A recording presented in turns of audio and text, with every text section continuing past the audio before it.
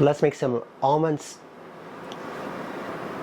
Let's make some coconut truffles with some almonds inside them. All right, super simple recipe. All right, we're going to start off by taking 3 cups of coconut and placing it in our bowl.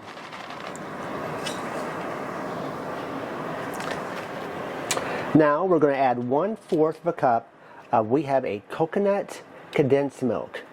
If you don't have the coconut condensed milk, you can use regular. We just want a little bit more extra coconut flavor. I'm going to add that.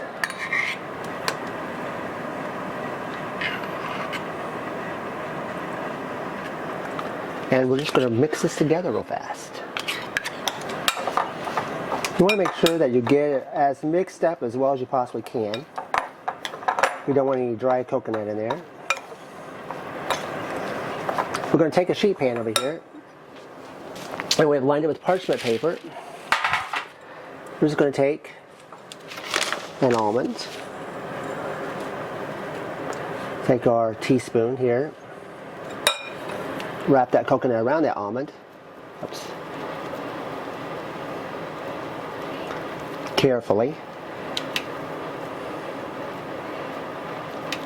And then once we get that done, we're just going to stick it on our tray. And once we get this completely filled and all done, we're going to stick this in the refrigerator and we're going to let it set for 1 hour. It's almost been an hour.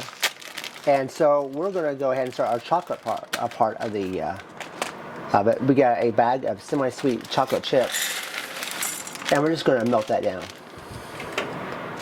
All right, we have got this all melted. As soon as it melts, you don't want it to heat it, you don't want to cook it. It melts, get it off the stove, otherwise it starts to turn hard. So you just really don't do that. Take put it in there. We're going to turn it around, completely cover it. It's covered. We're going to take our 2 forks, get rid of some of the excess chocolate.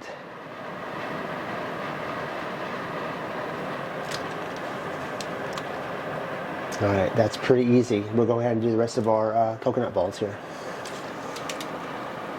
All right, we have got them done. All right, they may not be the prettiest, but they taste amazing.